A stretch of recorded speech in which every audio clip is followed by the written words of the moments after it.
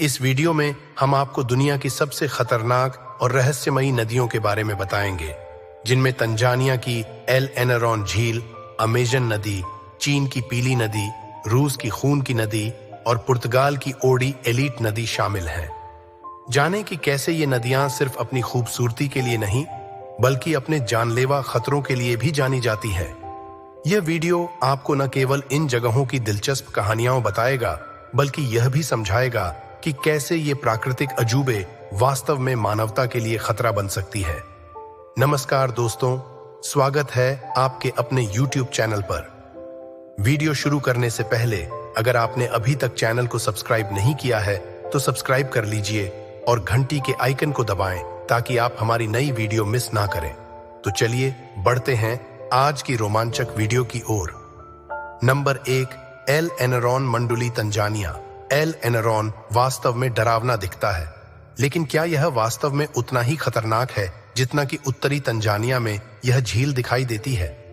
बहुत ही दुर्लभ हाइपिन और अत्यधिक क्षारीय झील, यह अत्यधिक केंद्रित है और मूल रूप से पूरी तरह से जहरीले तरल से भरी हुई है।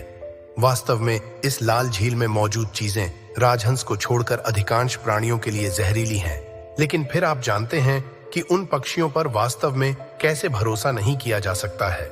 पानी का लाल रंग साइनोबैक्टीरिया नामक बैक्टीरिया से आता है और ये अपने वातावरण में मौजूद विभिन्न सामग्रियों के आधार पर अलग अलग रंग बना सकते हैं, लेकिन झील में यह लाल हो जाता है। अधिकांश वन्य जीवों के लिए काफी खतरनाक होने के बावजूद झील दुर्भाग्य से उन्हें इसकी सतह पर आकर्षित करती है। विशेष रूप से पक्षी इसके पानी के खतरों के प्रति उदासीन हो जाते हैं। दर्पण की सतह से आकर्षित होकर वे लाल पानी में गोता लगाते हैं, लेकिन लगभग तुरंत ही शीर्ष जहरीले सूप में डूब जाते हैं। उनके अंदर और बाहर झील के चारों ओर गंदे सामान में शांत हो जाते हैं। उन गरीब प्राणियों के ममीकृत अवशेष, जिनके बारे में उसने दावा किया है कि वास्तव में झील में मौजूद सोडियम कार्बोनेट और बाइकार्बोनेट का उपयोग प्राचीन मिस्रवासियों द्वारा ममीकरण प्रक्रिया में किया जाता था। इसलिए सच्चाई यह है कि यदि आप इस झील में गिरते हैं तो यह संभवतः आपको मार डालेगा और फिर यह आपके मृत शरीर को ममीकृत करना शुरू कर देगा, ताकि आप जान सकें कि यह सब चोट का अपमान करता है। यह एक ऐसी जगह हो सकती है जहां पृथ्वी वास्तव में आपकी अपेक्षा से भी अधिक डरावनी है। नंबर 2, अमेज़न नदी, दक्षिण अमेरिका। अमेज़न नदी दुनिया की सबसे बड़ी नदी है जो एंडीज से शुरू होती है, पेरू के पर्वत और फिर ब्राजील, कोलंबिया और कई अन्य देशों से होते हुए दक्षिण अमेरिका में पूर्व की ओर बढ़ते हुए अंततः अटलांटिक महासागर में गिरता है। अमेज़न बेसिन लगभग 2.7 वर्ग मील के क्षेत्र को कवर करता है और पृथ्वी पर सबसे बड़े उष्णकटिबंधीय वर्षावन का घर है। नदी पूरी है क्षेत्र के पारिस्थितिकी तंत्र का जीवनदाता, पौधों और जानवरों की प्रजातियों की एक अविश्वसनीय रूप से विविध श्रृंखला का समर्थन करता है और इसमें प्रतिष्ठित पिरान्हा और विशाल एपी सहित कई मछली प्रजातियों का निवास है। इसमें कुछ करूपीन तैराकी मछलियां भी शामिल हैं जो आपके एनएस के लिए सभी गंदा काम करती हैं। नदी मीठे पानी की डॉल्फिन जैसे कि गुलाबी नदी, डॉल्फिन के साथ साथ केमैन के एनाकोंडा और सभी पक्षी प्रजातियों के लिए आवास प्रदान करती है, जिनकी आप शायद कल्पना कर सकते हैं।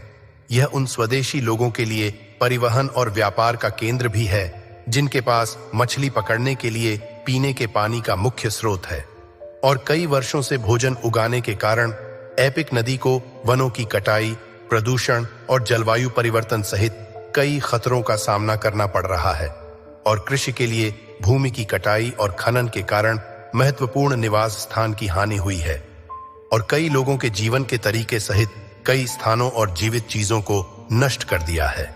नंबर 3, पीली नदी, चीन की एक विशाल नदी है जिसे दुख की नदी और हान के पुत्रों की विभीषिका के रूप में भी जाना जाता है। ये दोनों छद्म नाम मुझे बहुत अधिक रोमांचक लगते हैं, इसलिए कौन जानता है कि क्यों येलो रिवर आधिकारिक नाम है। यहाँ हम एक और चीज के साथ हैं जिसमें मनुष्य चारों ओर से खोज कर रहे हैं और हो सकता है कि उन्होंने बहुत अधिक नुकसान किया हो या नहीं किया हो और बहुत सारा विनाश किया हो। यह बहुत शर्म की बात है। यह निश्चित रूप से येलो है। यह नदी अपनी भारी बाढ़ के लिए मशहूर है और बेहद खतरनाक और अप्रत्याशित भी है। इसलिए इसके कामकाज के साथ छेड़छाड़ करना शायद सबसे अच्छा विचार नहीं है। कुछ दीवारों ने आगे बढ़कर ऐसा ही किया जब उन्होंने 3 भव्य बांध बनाए। यह जगह दुनिया का सबसे बड़ा पावर स्टेशन है और बहुत अधिक बिजली उत्पन्न करता है, लेकिन गंभीर समस्याओं के बिना नहीं, क्योंकि यह कहीं और बनाई गई है। विशाल संरचना विशाल पारिस्थितिक परिवर्तनों का स्रोत रही है, जिसके परिणाम स्वरूप भूस्खलन में भारी वृद्धि हुई है, क्योंकि नदी और उसके आसपास के क्षेत्रों में व्यवधान आया है। इतनी बड़ी नदी को नुकसान पहुंचाने से होने वाले तलछट के जमा होने से पानी में जैव विविधता पर भी प्रतिकूल प्रभाव पड़ता है और साथ ही नदी के किनारों पर बाढ़ आने का खतरा बढ़ जाता है। नंबर 4, रूस में खून की नदी। रूस में खून की नदी, वास्तव में इसे डाकिन नदी कहा जाता है और यह साइबेरिया के एक शहर के पास है।